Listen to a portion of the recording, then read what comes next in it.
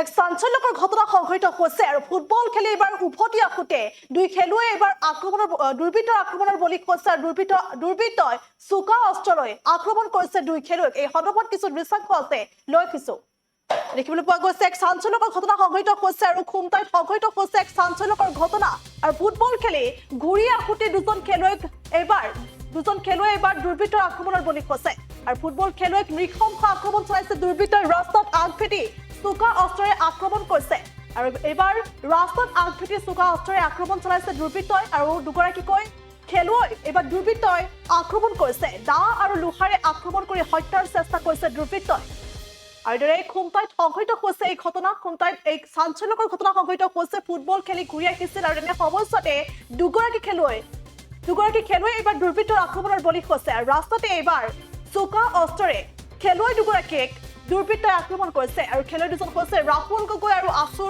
আশিষ বৰাইক বুলি ইতিমধ্যে জানিব পৰা গৈছে আৰু বৰ্তমান দুয়োজন খেলুৱৈকে খুমটাই চিকিৎসালয়ত ভৰ্তি কৰা হৈছে আৰু চিকিৎসালয়ত ইতিমধ্যে আৰক্ষী উপস্থিত হৈছে আৰু তদন্ত আৰম্ভ কৰিছে। ঘটনা সন্দৰ্ভত তদন্ত আৰম্ভ কৰিছে আৰু দোষীক চিনাক্ত কৰি কঠোৰ শাস্তি বিহিবলৈ এতিয়া স্থানীয় ৰাইজে দাবী জনাইছে আৰু এই ঘটনা খুমটাইত সংঘটিত হৈছে কিন্তু জানিব পৰা হোৱা নাই ঘটনাৰ প্ৰকৃত কাৰণ এতিয়াও জানিব পৰা হোৱা নাই কিয়নো ফুটবল খেলি ঘূৰি আহিছিল দুজন খেলুৱৈ ফুটবল খেলি ঘূৰি আহিছিল আৰু তেনে সময়ছোৱাতে কিন্তু দুৰ্বৃত্তৰ আক্ৰমণৰ বলি হ'বলগীয়া হৈছে। দুৰ্বৃত্তই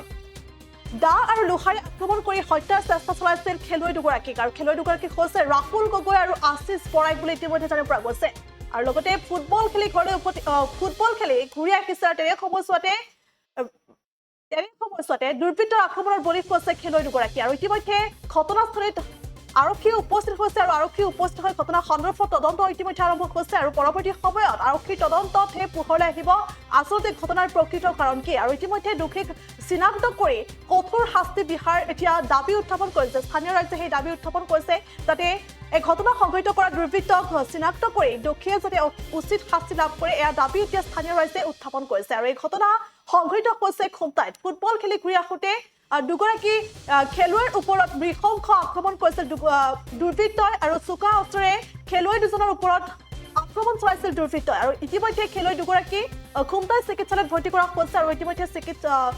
উপস্থিত হৈছে ঘটনাস্থলীত উপস্থিত হৈছে আৰক্ষী উপস্থিত হৈ ইতিমধ্যে তদন্ত আৰম্ভ কৰিছে আৰু স্থানীয় ৰাইজৰ দাবী জনাইছে যাতে দোষীক সোনকালে চিনাক্ত কৰি দোষীক যাতে কঠোৰ শাস্তি প্ৰদান কৰা হয় সেই দাবী এতিয়া স্থানীয় ৰাইজে উত্থাপন কৰিছে। এই মুহূৰ্তত কিছু ভাষ্য আমাৰ সৈতে আছে দৰ্শকসকলে আগবঢ়াইছে। আমাৰ ৰাহুল গগৈ আৰু আশিষ বৰাইক বাদুলি পাৰত ফুটবল খেলি আহি আছে তেনেকুৱাতে কোনোবা দুৰ্বৃত্তই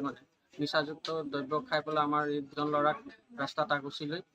বেয়াকৈ মাৰধৰ কৰে। ৰ'দ আৰু দাৰে তেখেতলোকক আঘাত কৰে, মূৰত হৈ পিঠিত বহুতো জেগাত ঘাপ মাৰিছে তেখেতলোকে দাৰে আৰু তেখেতলোকক বৰ্তমান এতিয়া এই হস্পিটেলত ভৰ্তি কৰিছোঁ আৰু পুলিচো আহিছে আহি পেলাই চাই গৈছে কিন্তু এতিয়ালৈকে পুলিচে একো হেৰি লোৱা নাই আৰু আমি আশা কৰোঁ যে পুলিচে নিজৰ কাম কৰিব আৰু আমাৰ এই যিখিনি ল'ৰাক যিকেইটা দুৰ্বৃত্তই আঘাত কৰিছে বা তেখেতলোকক মাৰণাস্ত্ৰ লৈ পেলাই মাৰিবলৈ যি চেষ্টা কৰিছে তেখেতলোকক অতি শীঘ্ৰে যাতে কৰায়ত্ব কৰক সেয়ে আমাৰ দাবী। আমাৰ ৰাহুল গগৈ আৰু আশিষ বৰাইক বাদুলি পাৰত ফুটবল খেলি আহি আছে তেনেকুৱাতে কোনোবা দুৰ্বৃত্তই নিচাযুক্ত দ্ৰব্য খাই পেলাই আমাৰ এই দুজন ল'ৰাক ৰাস্তাত আগুচি লৈ যিকোনো খবৰৰ বাবে যোগাযোগ কৰক 7099017330 অথবা 7099017330